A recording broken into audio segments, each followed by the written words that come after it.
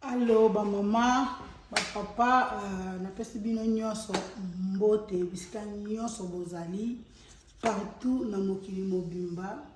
ndeka toyokana kike na banda koyaka na recette moko sima mususu to bandosa ba mélange to sala africain to sala pain européen nyonso malembe tozokende na bokasite ya nzambe moko kolo yesu azopesa biso pe na bomo lelo a permettre bisusu ke na ya bisusu liboso na bino na mission na biso ya makusa ya mama spaghetti donc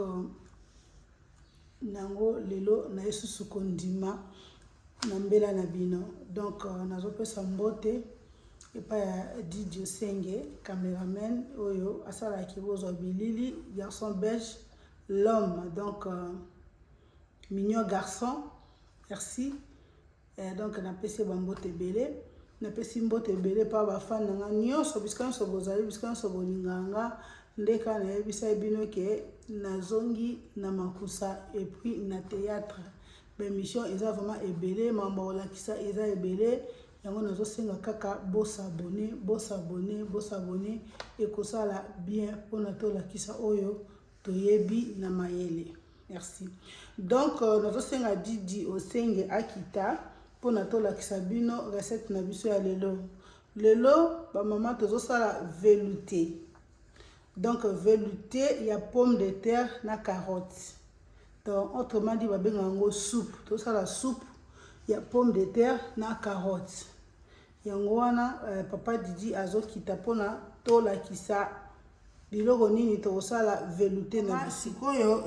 to sala soupe na biso to bandina no tozo présenter pomme de terre na biso to sokoli yango to kachango déjà mike awa toza na carotte donc velouté de pomme de terre avec carotte to sa o toza na poireau so lingo sa velouté lingo sa la soupe bazwa kaka poireau côté ya pembe kozwa côté ya verte donc poireau na biso côté ya pembe ozui litungulu na biso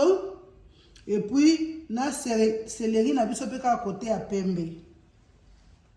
toza aussi na persil na biso e jouaka des rôles na soupe tozwaka ba tige na ye pona kosala bouquet garni ba feuille na ye eza pona ko mixer yango et puis ba tchaka yango sozo mena na soupe ko chango na sina kosala yango lelo po bino mo bomona ndenge ezalaka utile pona soupe toza na bouillon na biso oyo ya légumes toza na crème fraîche oyo tosalaka soki soupe elingi bela na suka totiaka yango mpona epesa goût ya kitoko na soupe toza na beurre oyo mpona kosala sauce toza na feuille de laurier toza na thym oyo na feuille oyo nde tokosangisa ngo na batige oyo tokangi yango esika moko esali bouquet garni epesa saveur ya kitoko na soupe et puis toza na sel pe toza na poivre noir donc bino moko bomoni biloko oyo tokosalela velouté na biso sikoyo tozokende mpona totia na kati ya nzungu tobanda kolamba bamama boyebaka ke velouté oyo ezalaka vraiment bien mpona santé ya bana mpe na biso moko mikolo nyonso ba légumes na nzoto epesaka biso ba fer epesaka biso ba protéines donc faut komelaka ba soupe ezalaka vraiment bien po biso tolingi mingi mwa musuni mais ba légumes ezalaka kitoko na nzoto bana biso pe balinga penda ba légumes te mais so osala bango ba soupe balingaka ba soupe woni bazo ko bénéficier na ba fer bazo bénéficier na ba protéines ebele na kati ya ba velouté oto salaka merci beaucoup sikoyo nazokende nanu nakata nini na biso nazokata nanu carotte na biso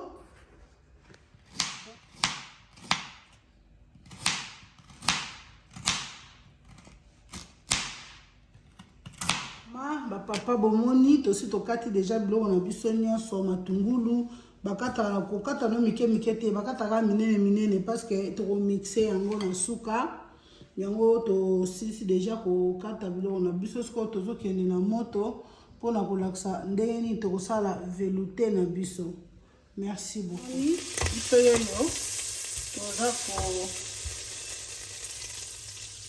toza kosala nini na biso beurre na biso donc po ekoma liquide tobanda kosala sauce tozobosa oignon na biso po tobwaki poivron na biso po tozoboka oignon ya beurre na biso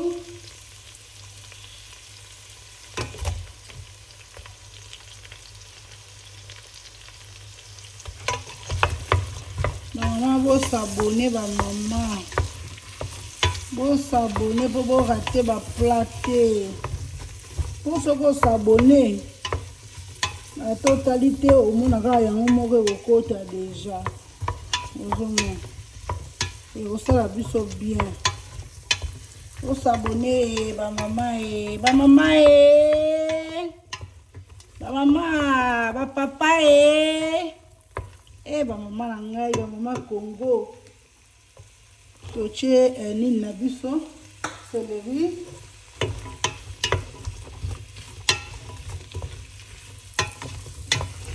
tosala yango mwa moke esangana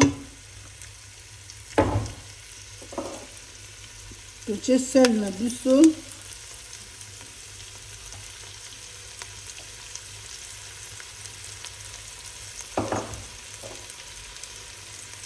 totie poivron na biso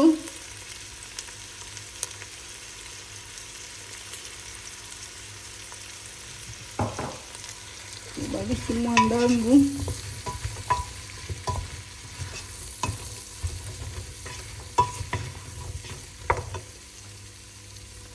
totie carotte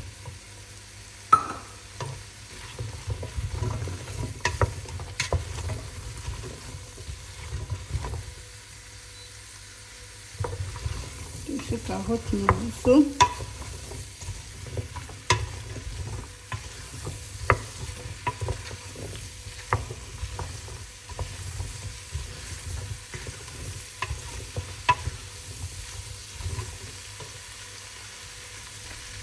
après avoir kotia carotte bamama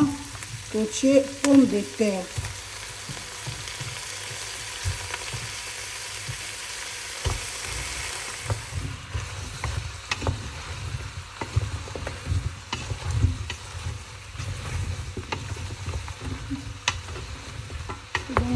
ndenge soupe na biso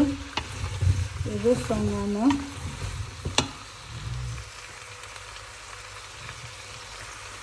après avoir kotia pomme de terre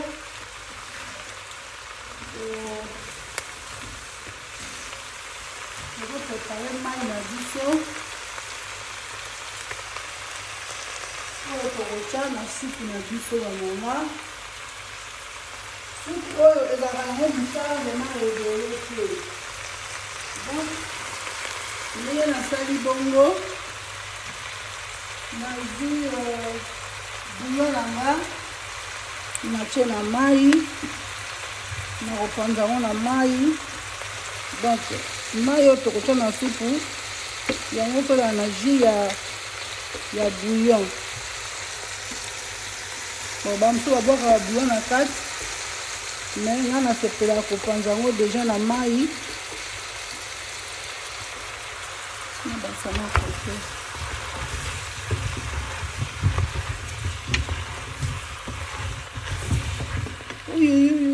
alors bamama ndeka nayebisaki bino topreparaki mai na biso ya bouillon sikoyo tozotia yango na supu na biso adimi mpo soki eleki ebele tozotia bouillon na biso fekota nyonso na kati ya supu donc tosali boye okotika yango etoka totie susu toyobosana totie bouquet garni na biso donc bouquet garni totika saveur nango na kati ya soupe ndenge esali boye tokotika yango pendant 20 minutes soki ba pomme de terre na ba carotte nyonso elembi c'est que soupe ebeli soki dans 20 minutes otali elembi te otiki yango elemba soki elembi okitisi pona komixer soupe na biso velouté na biso. Merci tokutana. Alors ba mama merci bomoni ndenge soupe na biso ebeli. Un exemple, tout d'abord, tu as le bouquet garni. Et c'est sali déjà moussala nango. Donc, moussala bouquet garni et sili. Nasi bomoni, tu as la pomme de terre na biso et beli. Bomoni, carotte na biso pe et beli. Sikawa, tu as pour mixer yango.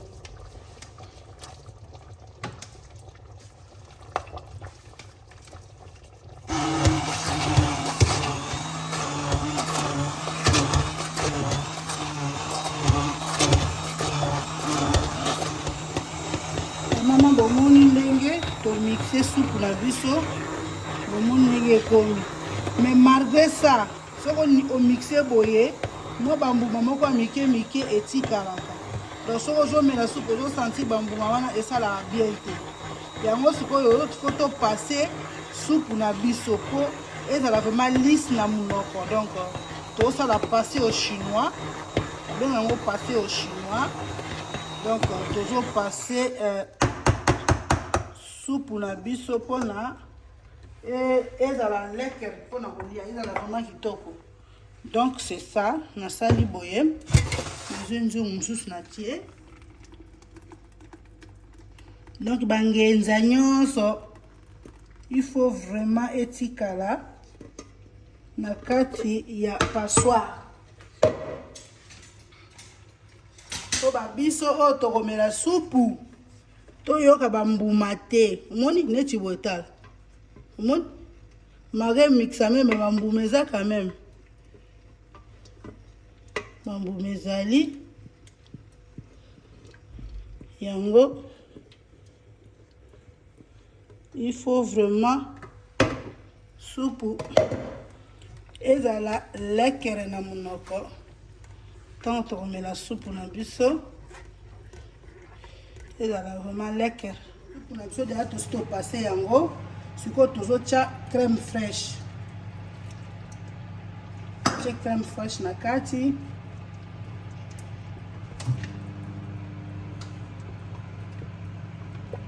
donc bomoni déjà ndenge soupe na biso ekomi tokotika yango na feu doux ata mwa 5 minutes ata 3 minutes. Après tobandi komela po mwa crème fraîche wana etokamuki ye mais kotoka te ezaka po ebimisa mwa nini nango wana donc soupe na biso yango oyo velouté na biso après tant tokotya ngo na sani bomona nde tosala nde nayebisaki bino persil oyo batyaka ye mpe na supu soki supu esi ebeli okokotya persil na biso na bakisa moke okoki kotya persil esalaka mpe supu kitoko ntango ozomela supu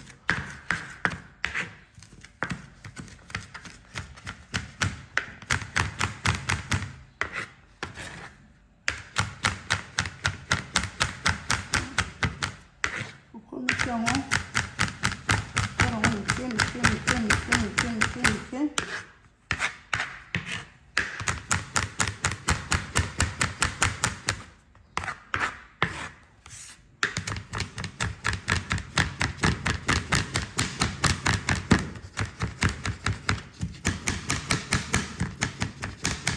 mama sikoyo natyaki yango mwa sel moke na mwa poivre alors totya yango awa ntango supu na biso ekobela bomona ndenge totyaka yango na soupe donc c'est ça donc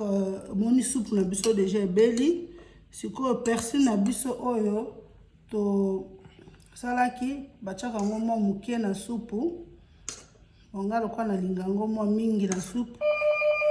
otyaka mwa boye donc après omeli na soupe so po lingo balusango na soupe nyonso baluso lingo melango muke ozo melango sina ndenge soupe ozokende ozomela donc esalaka vraiment bien makasi donc merci beaucoup nalingi bino mingi mbala nsima tokomonana ciao.